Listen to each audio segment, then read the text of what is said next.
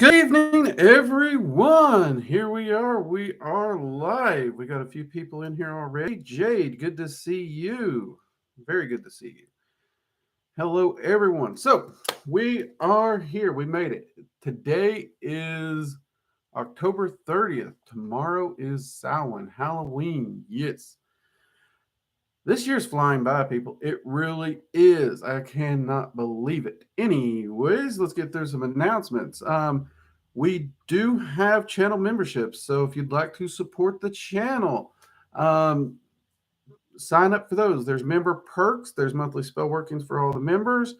Early access to classes, discounts and coupons to classes, discounts for merchandise. Speaking of which, for those of you who love kitchen magic and everything, Working Dragon Mystic just put out two aprons, one with each style of the Dragon's Eye seal on it. Go check it out.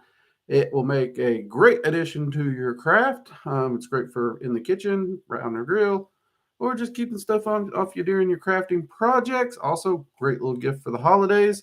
And don't forget the mugs for holidays, right? Mugs up, people. Also, in December, I do believe Jade is going to be running a workshop. So keep eyes out for that exact date, which is going to be good. So, yeah, it has been a little crazy. It has been fun.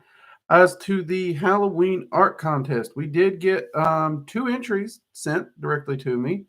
I will be doing a video to show those off. It won't be one of our traditional Tuesday videos, but it just be a little short, little snippet to show off the wonderful artwork we did get. Congratulations. I loved the art that was sent in. Thank you very much for that. Other than that, what are you all doing for Halloween? I am doing good, Angela. Thank you for asking. Nenix, welcome. So I've actually had a relatively chill weekend. This is actually the birthday weekend for my wife. So most of this weekend was actually spent relaxing, chilling out, spending time with her, those kinds of things. So it's been a really chill weekend for me. I have enjoyed it. I needed it too. Caleb, good to see you. Hello again, Drake and everybody. Yes, we have been doing well, doing very well. Also, we do get busy in here and I often miss questions, but we do have super chat. If you just want to support the channel with a small donation or tip, or you want to do a super chat with your question, it'll flash it up really big on the screen, and I'll make sure I see it and don't miss it. Also, anyone who donates a super chat with or without a question for $5 or more will be added to a weekly spell working we do for just general health and prosperity and well-being. All right, so remember that. I'm supposed to say that, so there we go. See, let's see. Handing out candy, maple truffles with my major. Hey, there you go. Maple truffles are good. Carving pumpkins. What was that? It jumped.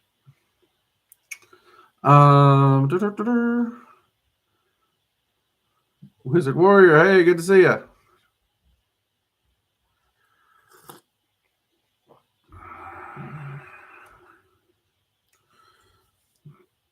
Oop, there we go. Had to move my coffee holder. So let's see. So I have it set up so I can actually read the computer better, but the camera's not like zoomed in right here, so you're not all up in my face. So if it looks like I'm looking down, I do apologize. I am reading your all's questions, but the camera's right here. So when I'm looking at the camera, as you can see, I'm looking at you. But when I look down to read your all's questions, I'm not. So I do apologize if it looks weird.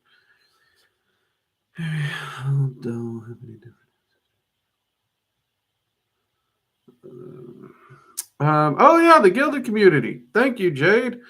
So for any of those who don't know, we do have a gilded community. A lot of wonderful conversations happen over there. A lot of people helping each other out. I actually have to say, in the last 2 weeks, I think the community's been helping each other more than I've had time to get in there and help. So kudos to the gilded community. You all are awesome. Thank you very much for being awesome. We appreciate it. Heroin, hello. See, I made a fire in the fireplace the first time this year. I'm ready for cozy fireside chat. There you go. There you go.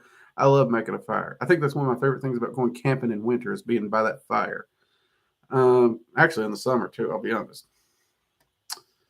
Um,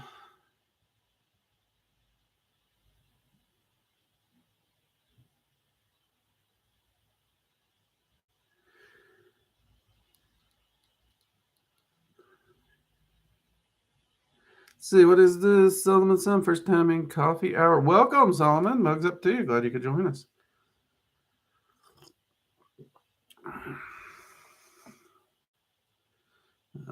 I've got a question. Well, let's see what we got here. And patron deity doesn't work the same. That is correct.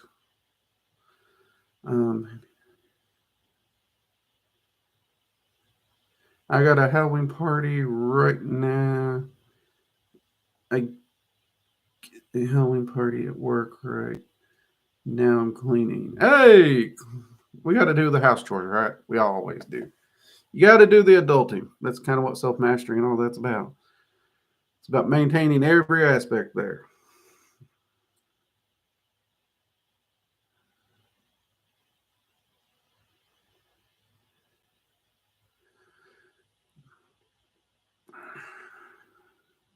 Let's see, mugs up.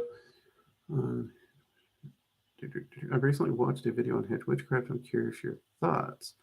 Well, see, I'll be honest with you, hedge witchcraft is interesting because it is such a broadly defined thing from tradition to tradition. It is often changed. Some people just refer to it as simple low magic that can be done from home or around a cottage. Some people refer to it more as specifically focusing on herbalism and stuff like that. Um, so it has a lot of different variants from the way people discuss it. And that makes it hard because then when someone says hedge witchcraft, it's like, okay, which variant and exactly which definition of it are you talking about? However, one of the things that they all seem to have in common, mostly, is a simplicity, a back to almost the simple farm homesteading kind of concept. And I really like that about it. I know a lot of wonderful hedge witches, both country living and even urban living. I have seen some really, really magnificent urban hedge witches. I know that blows a lot of people's mind to hear, but I have. And it works for them. And honestly, oftentimes I have more in common with them than other like ceremonial magicians, even though I refer to myself as a magician because I actually have worked very hard to move away from requiring tools and other things. But then again, I've also pulled away from using herbs and other things because I just don't want to deal with them. But the simplicity of the two practices, we usually get along pretty well and have a lot to talk about and share. One of my dearest friends, actually, she refers to herself as a hedge witch, and honestly, she does a great job. I'm hoping in the next year or two to get to spend some time and see her. We ain't got to see each other in a few years.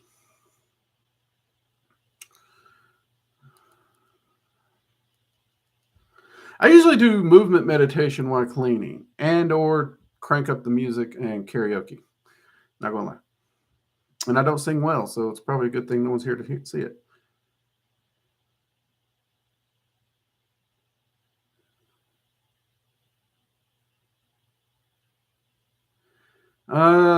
Unit, how long did it take me to visualize my astral temple clearly? I don't know, honestly. See, there's a lot of things in my practice that I can't give really good times on because what first off, when we say very clearly, it's going to be different to everyone. So when you say very clearly to me, that means when it becomes almost tangible and real. And the truth of that is I don't know because I was able to see it really well and clearly enough that it just didn't matter at a point. And it was functioning magically and in all aspects. So any of the non-tangibles just didn't matter. But as I continued to practice and continued to work at it and continued to do things without even focusing on it, it got more and more and more tangible till one day I just realized, crap, I can't tell the difference between this wall and a wall in the real world. That's pretty cool. So one of the things that I try to tell people and try to get across is it doesn't have to be as tangible as a real wall for it to work. Um, in fact, over focusing on the tangibility can actually hold you back drastically.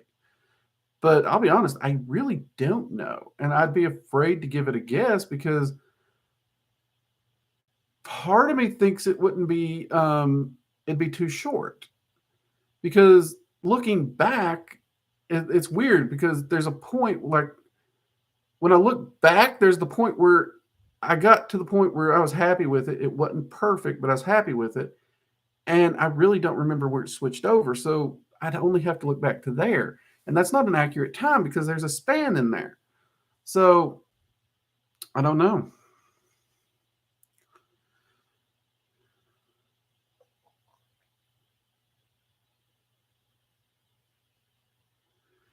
Okay, so you're wondering if the veil between realms is for it's for entities in general, and it's not even that big of a deal. A lot of people make it a much bigger deal than it is.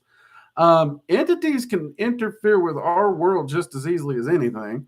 The veil really affects us, not them. Okay, they have the ability to reach through and be like, "Hey, how you doing?"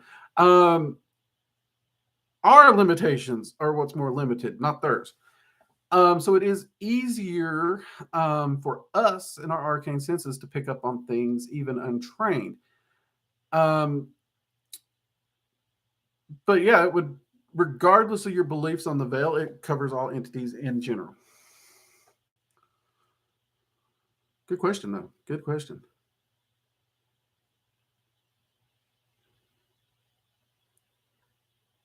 Random.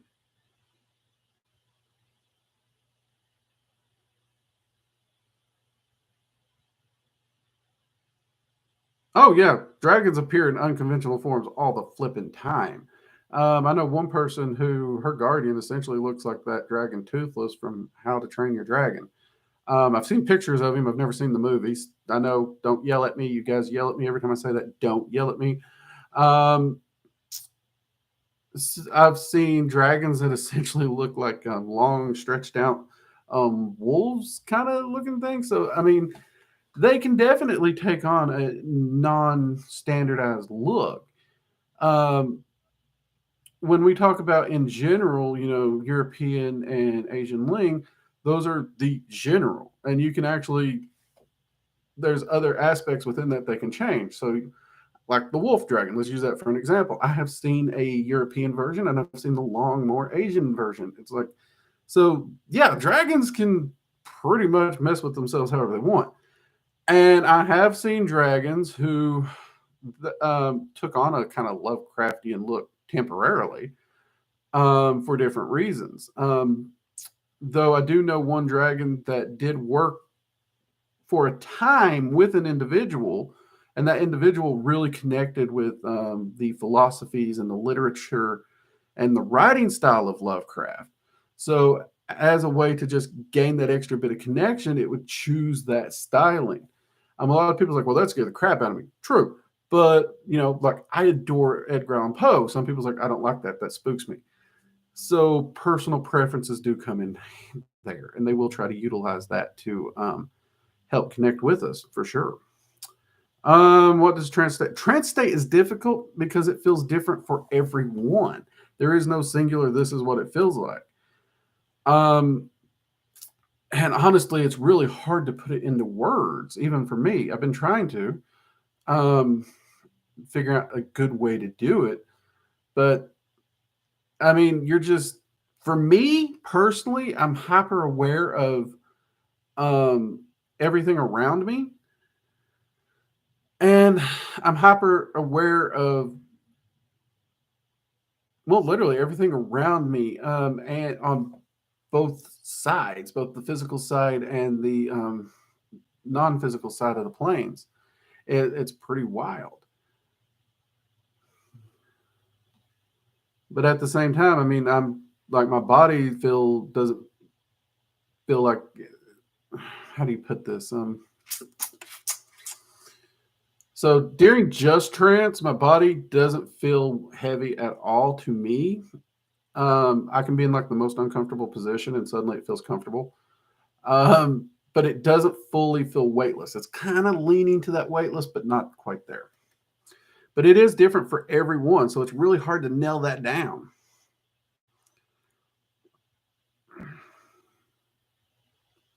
I've been operating under the impression the veil is just something for me, and that it wasn't really in my way, and that helped me when working my senses. Yeah, honestly, there's even large mass theories out there that the veil is an entirely man-made concept.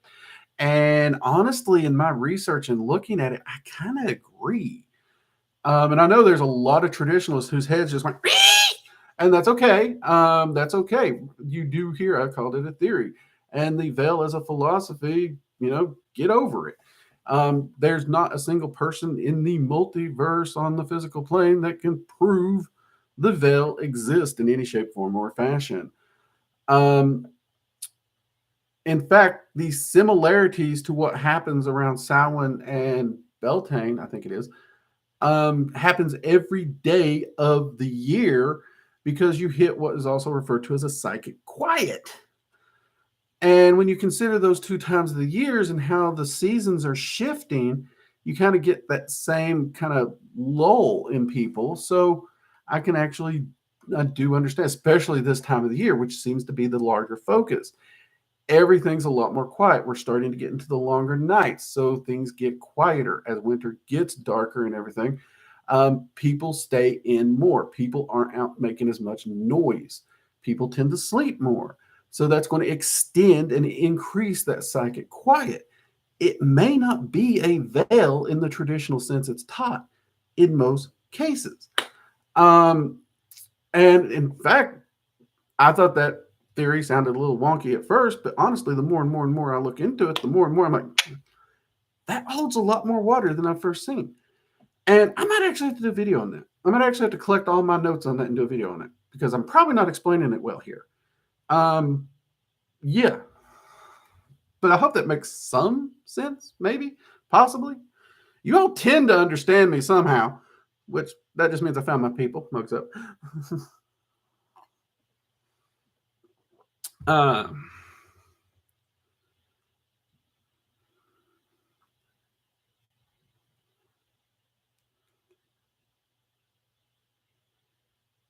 uh, there's no one singular deity of chaos, so you're gonna have to narrow that shit down or narrow that crap down. Sorry, YouTube. By the way, I got flagged last week. Um, and I'm pretty sure it was due to certain comments that weren't deleted that I probably should have. So first off, Drake, I'm looking at you, you redneck. Behave. Try to mind your language again. You've been slipping. And then if you all would kindly, mind it. Remember PG-13ish in here because we're all public here on YouTube. We'd appreciate that. So I'm pretty sure we together made that problem because I do think I did a good job of editing myself last week, and I know we missed a few comments. So yeah.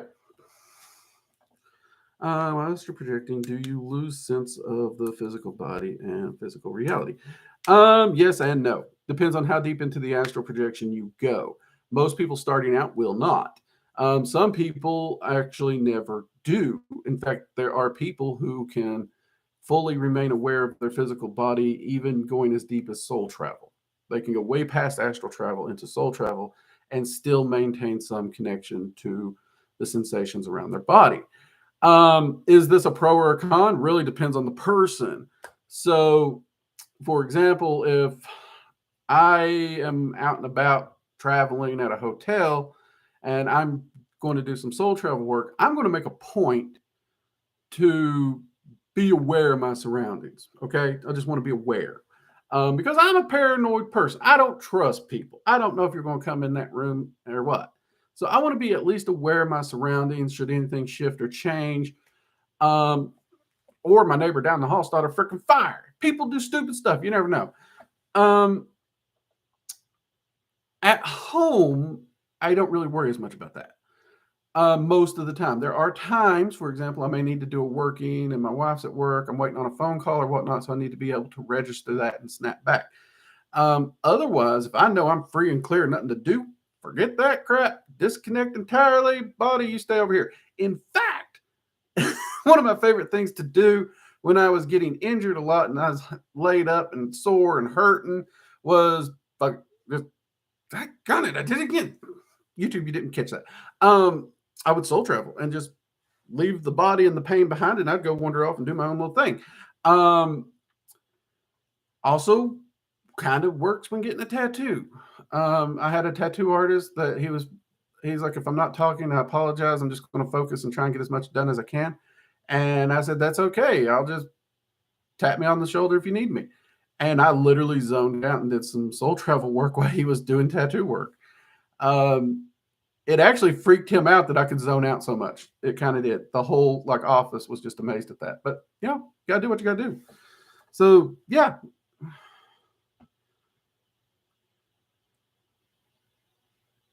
Are the dragons aware of it? Yeah. Well, first off, the dragons despise being referred to as gods. They hate that. The only one that actually tolerates it would be Tiamat.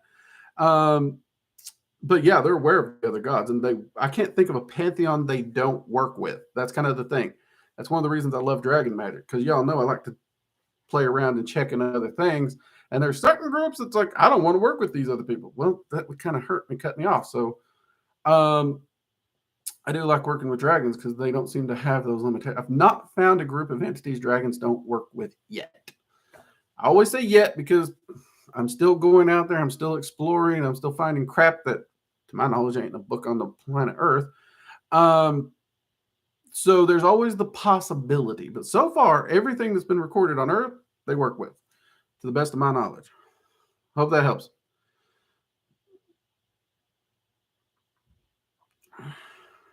The demon, what are ways your path in time working with demons? What ways do demons interact with the dragons? Have you experienced or learned particularly interestingly along the way with them? Yeah, demons, angels, gods, they all interact with dragons on the regular. Again, dragons deal in balance, so it's kind of hard not to. It's kind of hard because everything for me has evolved and grown in so many different respects, and so many massive insights to put into words is really hard. But when working with the Cliffoth or, well, Azazel, even before that, there were certain things in my life that, by my own viewpoints and perception, was drastically holding me back. And they were really good at going in and showing me ideals and philosophies that I had that are good philosophies, but at the same time, where they were holding me back and helping me to evolve as a person. On top of that, they really started showing me a lot of new ways to view magic. And as they and the dragons were working on this together, that's really when my practice started to skyrocket above and beyond where it already was.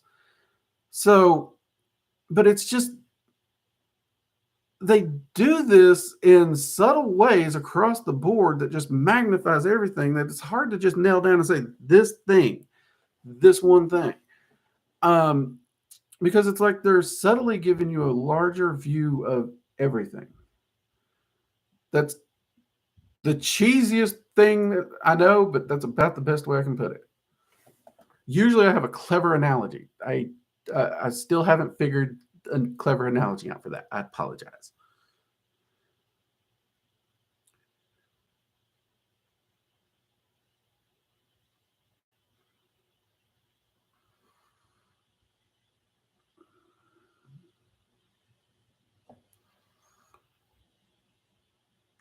Well, first off, black magic is a mortal concept. Magic is not white nor black. It is just is.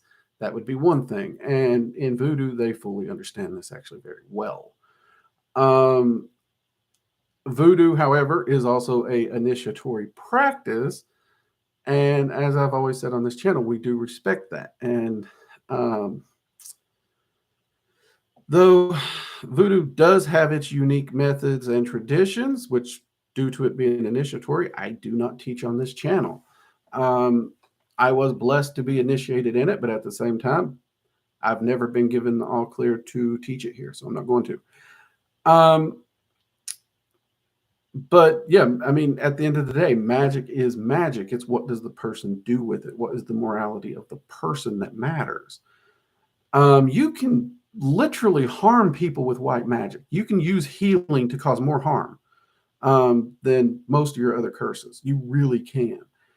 And this is a concept that it's so ingrained, it's really hard to get people to understand that this black and white concept isn't as separated and divided as they want to think it is.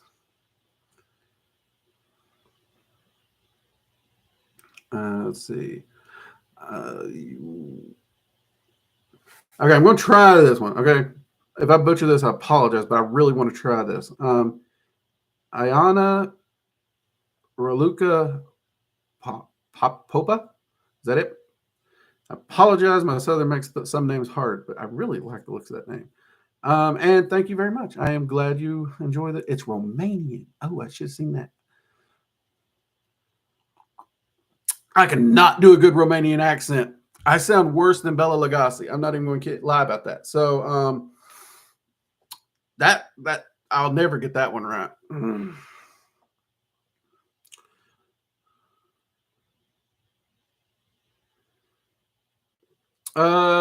Temple of God. Do dragons consider Kabbalah an accurate system? The question isn't correct here. See, we got to stop looking at, is the system accurate? Systems are a map. They are a philosophy, they are an ideal, and they are a guideline to get you from point A to point B. Look at a freaking road map of any city, any state, anywhere. Just pull. I know people, most of y'all is probably so young you don't know what a road map is. It's kind of like Google Maps. It's just on paper. But pull that up, look at it, and you will see at any point you can go to one of these cities or whatever, and you can put a pin in it. And you can go over here, just randomly pick another one, put a pin in it. You can find almost countless ways to get from this pin to this pin, and they're all accurate because they will get you there. Systems, the Kabbalah, the Qliphoth, they are roadmaps. They're actually not accurate. Look at sea charts and world maps and scales. They condense down such a massive concept that they are not a one-to-one scale accurate. They are a philosophical map and guideline to get you there.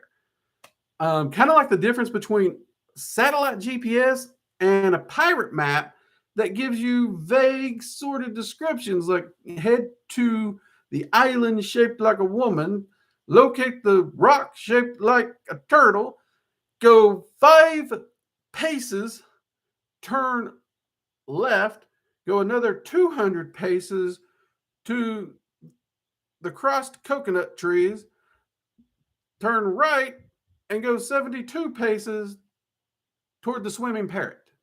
See, to the person writing that, it's an accurate map. They know what the frick they're saying. Most of us would pick that up and be like, it's a map. Is it accurate? No. So we have to kind of look at systems in that light. They are accurate within the philosophy and within the guidelines of pursuing them.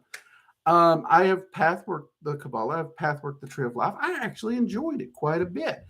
In fact, that's one of the reasons I bit the bullet and attempt to pathwork and work with the Qliphoth, which actually, looking back, I have to say I enjoyed the experience, enjoyed the growth and all that. Afterwards, during it, it was almost a freaking nightmare. But what I learned in the development was amazing. And yes, I do plan to redo it again. But they are pathways. They aren't a literal thing, if that makes some kind of sense there. So it's not about accuracy. It's about the philosophy of the journey and how you move forward through it to learn the lessons that will be presented. And those lessons will be personal. What you face in the Kabbalah will be different than what I face or what my wife would face or any of those.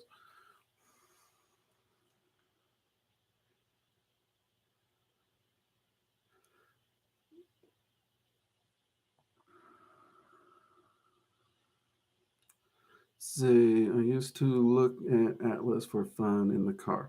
I still keep I keep an Atlas in the car. I don't trust computers and GPS, and it's too easy for them to bug out and lose signal. So I always keep a physical map. In fact, I've demanded my daughters freaking learn how to read one instead of just trusting GPS. One knows how to read a map. The other, we're going to work on that.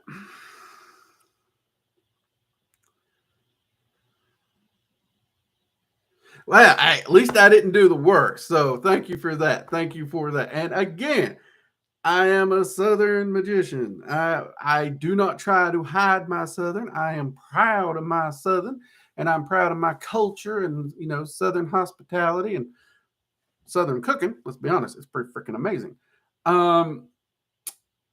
So yeah, you're gonna get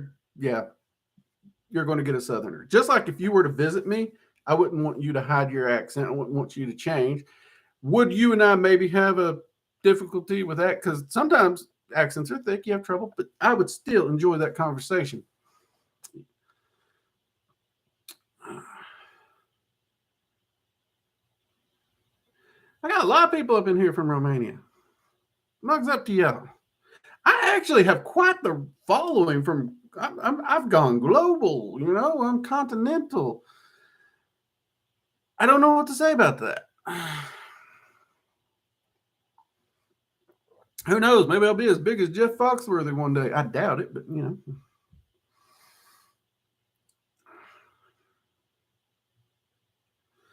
Is a lich a real entity or is it a made up fantasy? That's actually a good question. I'm going to go with made up. I have seen nothing across the multiverse that actually represents it, and actually, I've seen documentation that says it was a monster and entity that was created specifically for D&D. I haven't gone super far down that rabbit hole to trace down the articles and all that and whatnot because it's not really been a huge thing. But since I can't find anything over here, and I did kind of hit a area over here, it just kind of fizzled out. So to the best of my knowledge at this point in time, I'm going to go with it's fictional. And honestly, if I look at how the multiverse functions, preserving the physical body is not a actual factor. The multiverse would actually not want that. It would go against that. So, especially in the concept that it is presented in fantasy, no, it's not real. If it has a different meaning or something throughout the multiverse, I've yet to find it. Wizard Warrior. I'm going to guess that might be.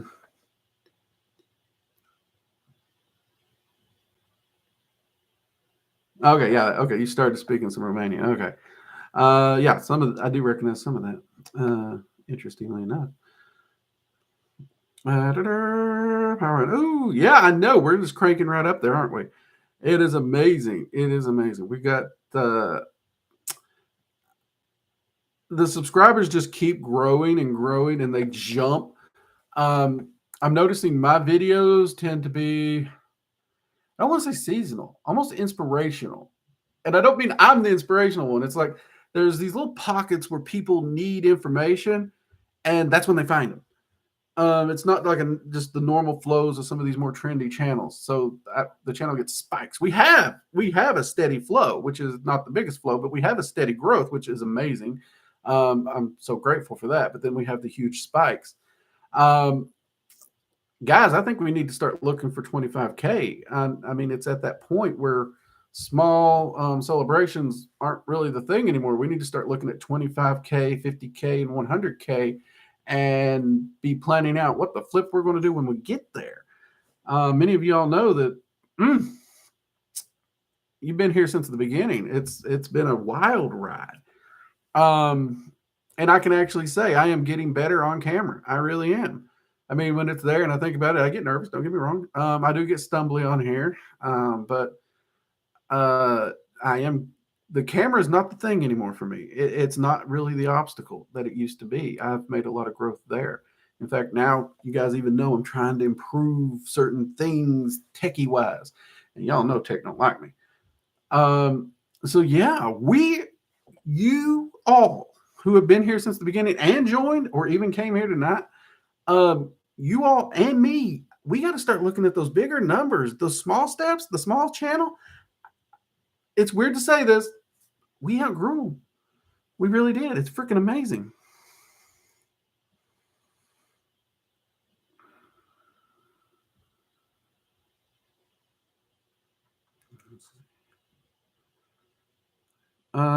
From starting this channel, you have met your goals. And how has it helped you grow as a practitioner? From starting this channel, have I met my goals? Okay, see that's kind of a tricky one here, because my wife encouraged me to start the channel. Right?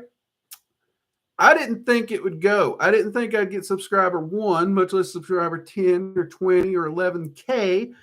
So when I started the channel, did I meet my goal?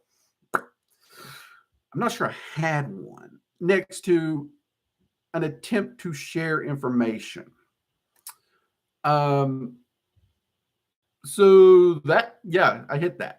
And then once I realized you all actually cared and you didn't look at my Southern accent and my personality as a bad thing, yeah, I started setting new goals. I started focusing on community. I started focusing on people, because you all know I really truly hope I can inspire you all to go further in your lives than I ever do in my life. That is truly what I would like to leave behind. That's the legacy I'd want to leave. And to watch the gilded community grow, and to watch people who came in as brand new magicians or practitioners, some even just came in curious, who are now functionally practicing, reshaping their lives, mastering their life, changing their life in ways that it's, I mean, when I first started practicing, I wouldn't have believed it. And to watch them reach out and pay that forward and help the other members of the community, not just tell them how to do it, but share their personal experiences and how they overcame obstacles, because our obstacles are different. There is no one singular road for everyone. Guys, I couldn't be more proud of that. And so I have to say, I have more than achieved the goals that I set for this channel. And now the question is, where does the community go from here? And I'll be honest, that's what we're trying to figure out. And for me as a magician, I've evolved greatly, because you all come to me. And one of the reasons I love teaching is students ask questions. They ask questions I wouldn't ask, which means I never thought about that angle because I never asked the question. So having you all come to me and ask these questions has caused me to look at spectrums and angles I probably maybe never would have ever looked at. And because of that, I myself am continuing to grow as a magician, and my understanding of everything. I mean, at this point in time, not only am I learning from the entities I work with, but I'm learning from the community of this channel as well. Your all's questions and comments and thought processes are inspiring me to grow as well, if that makes sense.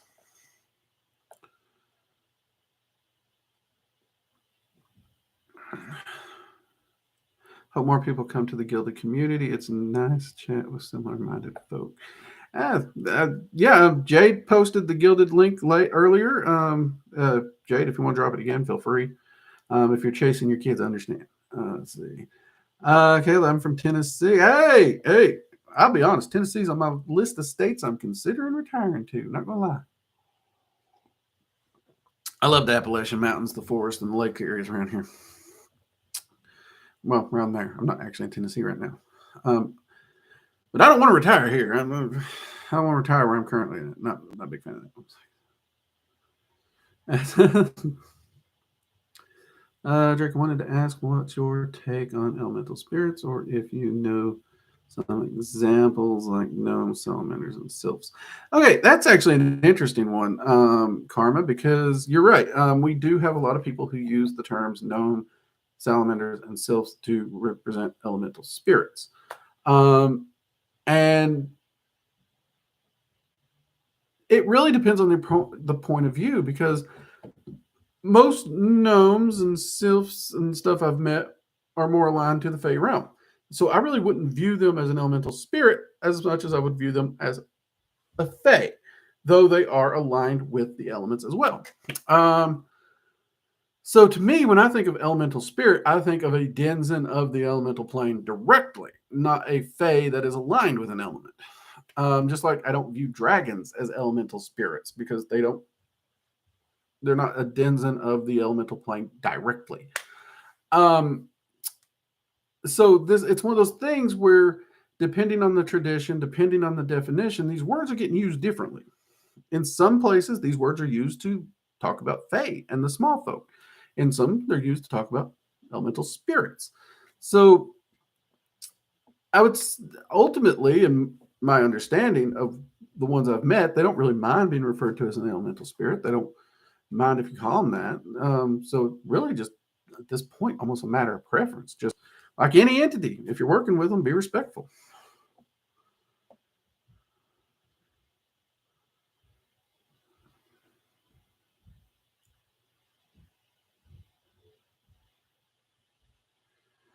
Well, anyone who feels lonely on any path of magic, especially dragon magic, you got your home right here at Working Dragon Mystic. We get a little wild, we get a little crazy. I'm surprised we ain't started our own honky tonk somewhere yet, but you never know. We might do it. But you have a home, you have people you can talk to. They just might have a twang. Actually, we got every accent I know of popping up around here.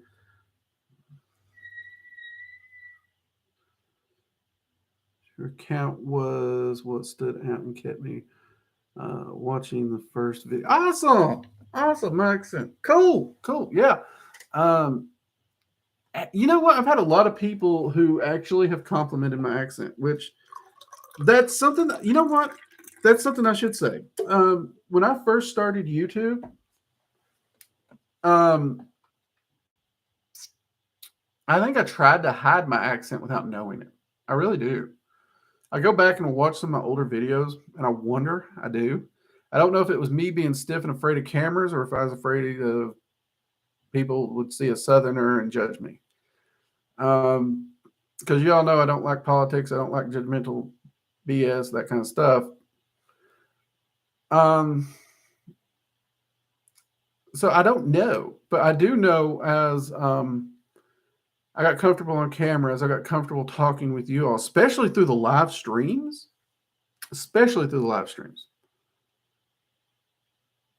I learned that the best thing I could do, period, was just be me. Come hell or high water, come what will be, success or failure, the best I could do is just be authentically me in all things. Even if that meant you all seeing how goofy I am.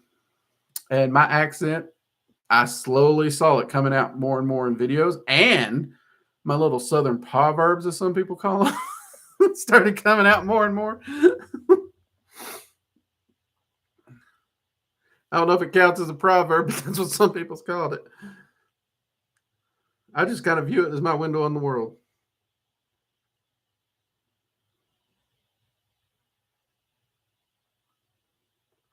Wong Thor's actually the real Melnor has that anyone can pick it up. It's been in the myths. It's stolen all the time.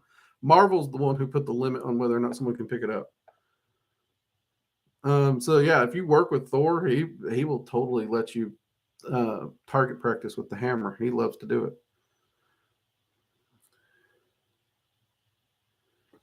Oh, you know, my Southern ranting. You know how it is, Drew.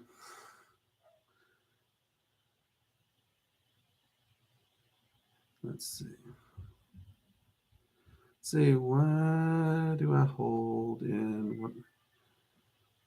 Why don't I hold in what I see, what I think? I'm out by myself. Will handle. When I need to, I have no problem with defending myself, but I don't always speak up. You know what? Not. It depends on the situation. There's times when you speak up, and there's times when being silent is actually kind of the way to go. In most cases, in crowded places, I tend to be quieter or appear like I'm not paying attention, even if I'm having a conversation with somebody. But I'm very much aware of my surroundings. And I do like to go largely unobserved in most cases. If I draw attention, if I make myself known, I have a reason for it. Now, that said, if I'm a big believer in if you let something happen, you're as complicit in it as the person who did it.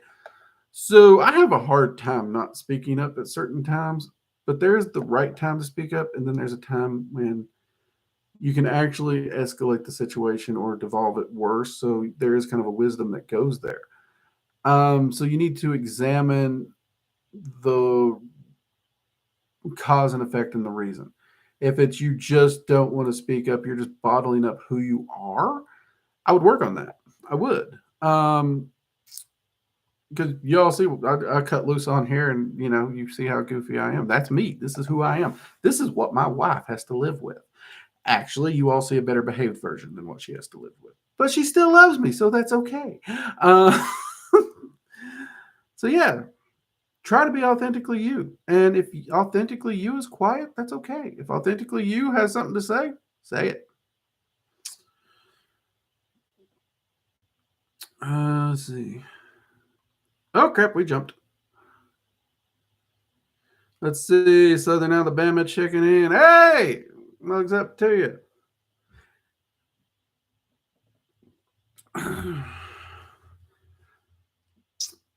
We got to cross through a lot of great southern states on our road trip, so gonna be some good eating on our way out. Utah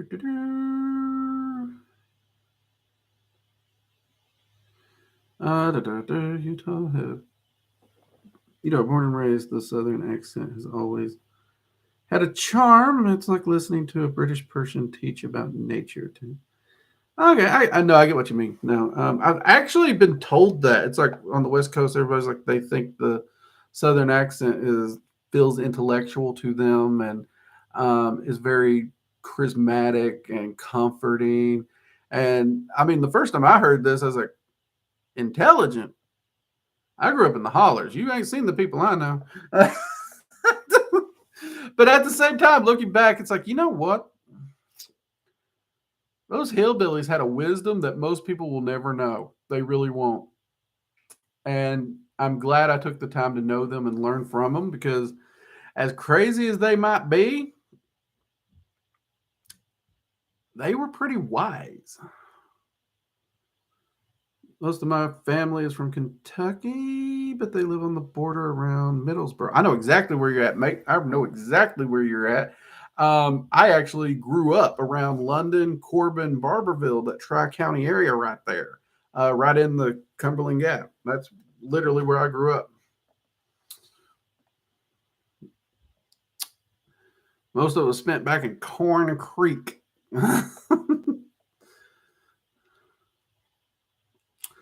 Let's see. What's the right sleeve tattoo of? Oh, this is actually, it's several tattoos. You got the Carpe Noctem. You have some tattoos dedicated to friends, loved ones, that kind of stuff. Most of it is actually dragon scales that I had done. Took me forever to find an individual who would do it, because I didn't want one that just looked like copy paste, copy paste. I hate that style scale. I wanted it to look organic, so that meant basically you had to do every freaking scale individually. And then back here, we did a little battle damage from it. Looked like the scales were ripped away. So, if any of you are out on Whidbey Island or any place like that, there's a tattoo shop, Night Owl's Tattoo. William, he's the one that done the scale work. The other pieces are actually done by different tattoo artists.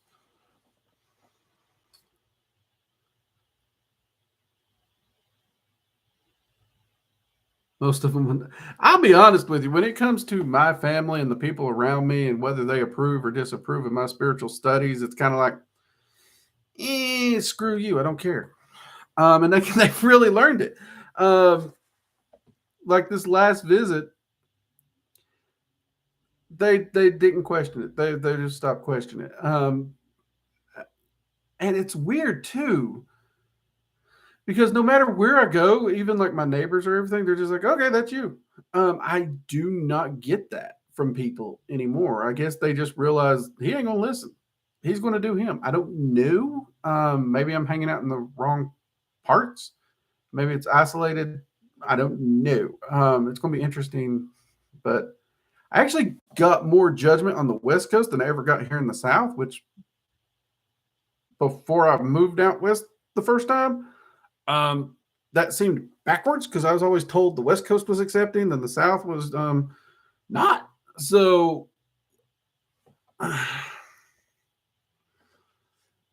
yeah, it's an interesting conundrum people run into. I think you run into it no matter where you are, um, but personal experiences may vary. Then again, maybe the world's just flipped upside down. Wait, that's the start of Fresh Prince. Never mind.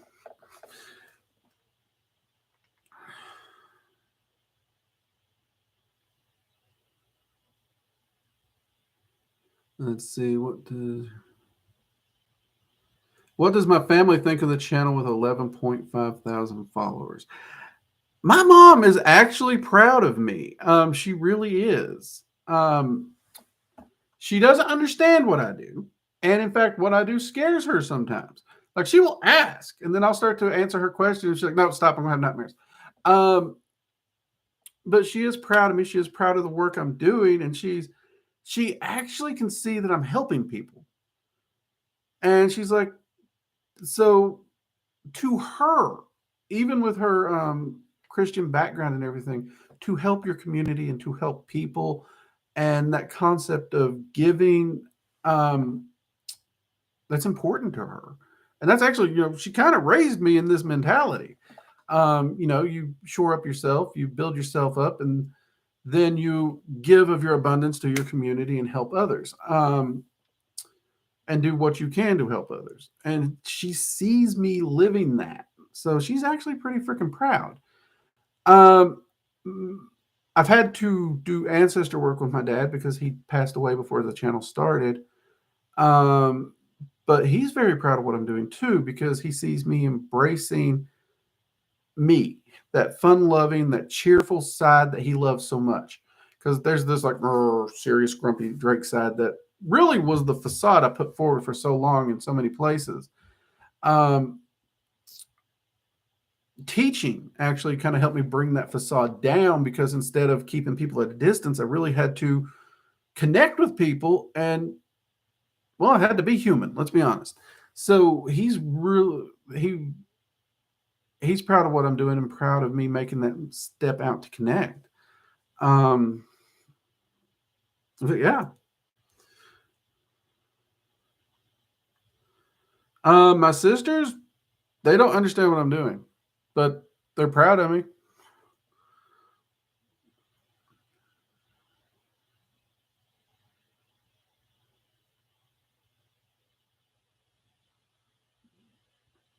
Arlington, Virginia is a nice place. Not too bad out there.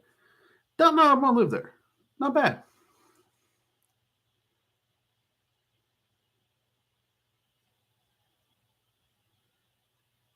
Mark, have you ever had a hard and long session of not using magic because of hard or emotional times?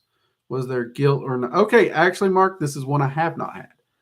Um, and I have to say, I'm older than you all think I am, I think, because I come from Gen X. Time out for anything emotional, we just don't do it. We just didn't do it.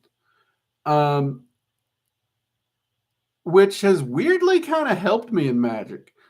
Because the times I found the most useful to persevere and push forward is if I'm having a hard time, especially emotionally. Magic has helped me through it better than anything. Anything. But yeah, the time out, take time. That's just not something my generation did. We purposely picked on, like, if you're having a bad day, if you're stressed, if you're crying, the way we helped, we picked on you. Okay, we did. We'd tickle you, we'd make fun of you, we'd call you stupid, all kinds of stuff. That's what we did. That's how we showed love. Uh, and somehow it worked. So I can't really say I've done that. Have I been there? Yes. Did I think about it? Yes. Did I do it? No, because it goes against everything my generation was taught. Is that good or bad? I don't know. I do think it has its pros. I think all things has a pro and con. And if you lay out your pros and cons of it and balance it within reason, I think you're going to find a lot better life in general. So for the idiots like me who, screw it, I don't care how bad a day is going, I got stuff to do, I'm doing it. I'm powering on through. It's a good thing, but at the same time, we have to address it. We have to move forward while addressing it. If you move forward and never address it, that's bad. That's bad. You don't want to do that. But at the flip side of it is the people who stop everything to work through and address. Is that okay? Yeah, that's fine. That works. Should you feel guilty about it? I don't know. That's going to be a personal opinion. But slowing down, not full stopping to put the primary at processing and working through would be the balance of that extreme, where the extreme over here would be, you power on through and the secondary becomes processing. So it is being processed. They're just two sides of the same coin, really. The problem is a lot of people haven't learned that balance. And it's a tricky one because I am getting younger and younger and younger students where their lives are going spiraling, and they do try to do the full stop. And I've never seen it actually work well. I stay hopeful. I always hope the best for anyone. But I do think that shifting to processing and then just moving forward slower is probably the better bet with the studies, the research, and the experience with other people I've had. Hope that helps. Do entities like if you get a tattoo of their sigil? Depends on the entity and depends on your relationship with them. But generally speaking, I would say yes. They find it sweet.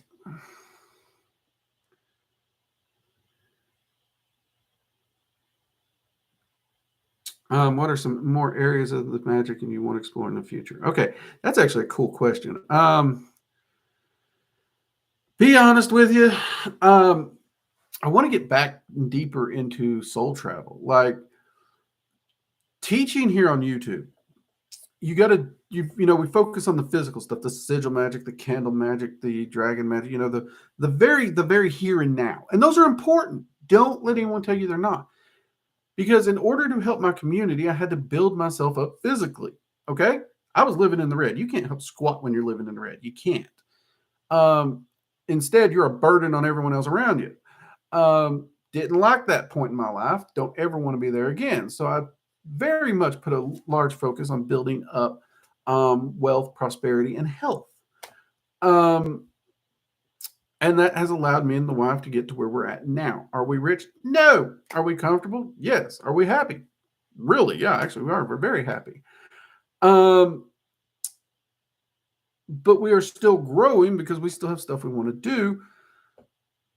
But at the same time, there is that further beyond the physical that I want to study and learn and teach. And, dealing with the arcane pillars. I mean, 2 of them aren't really highly physical. Well, I guess meditation can be. But you got, Journey Works 1, you got evocation, you got divinations, and then the foundation of all the pillars would be meditation and trance. But yeah, definitely not just soul travel itself, but going further and deeper in the planes to study them on a deeper level. So there's so many planes out there that I've encountered that I want to know more about. And I don't know. I've not spent the time there, and you can't beat that firsthand knowledge of spending the time there. But the thing is, I got to have the time. Got to have it. So there's that balance.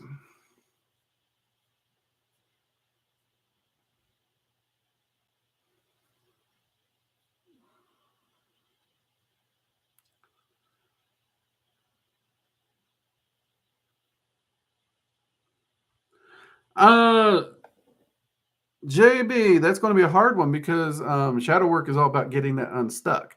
And shadow work isn't quick. It's not easy. In fact, I know I hit a blockage that it took me over a year to figure it out to where I could start chipping away at it.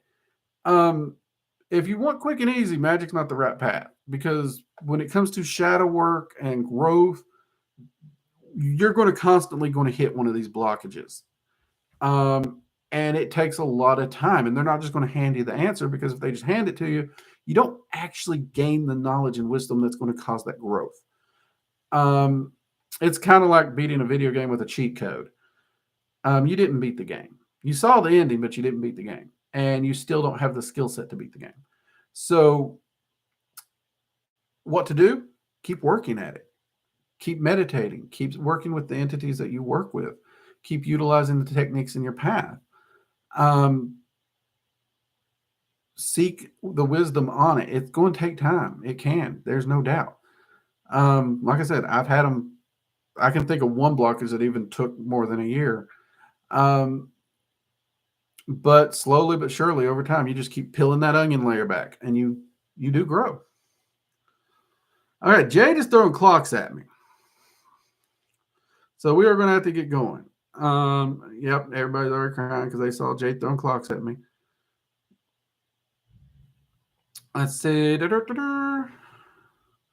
Okay, everybody, this has been a blast. Hopefully, you all have a wonderful week. If you're doing anything for Halloween tonight or you have this weekend, I hope you have fun or had fun. If you're doing anything tomorrow, Halloween proper, stay safe and have fun there. Um, and people, we're getting to move into November. Just try to be nice to each other and actually take a step back, look at what you have, and be thankful for it. Don't focus on what you don't have for a change. Focus on what you have. Try and be a little more thankful. See, you'd be surprised how much of a huge change that in and of itself can make in your day. And until next time, everyone, mugs up to you. Keep working step by step. Keep progressing. Keep growing. I'll see you later. Bye bye.